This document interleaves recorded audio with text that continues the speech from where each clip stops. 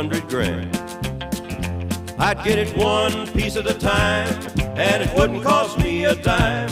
You'll know it's me when I come through your town. I'm gonna ride around in style, I'm gonna drive everybody wild, 'cause I'll have the only one there is around. So the very next day when I punched in with my big lunchbox and with help from my friend, I left that day with a lunchbox full of gears. I've never considered myself a thief, but GM wouldn't miss just one little piece, especially if I strung it out over several years. The first day I got me a fuel pump, and the next day I got me an engine and a trunk. Then I got me a transmission and all the chrome. The little things I could get in my big lunchbox, like nuts and bolts and all four shocks, but the big stuff we snuck out my buddy's mobile home. Now up to now, my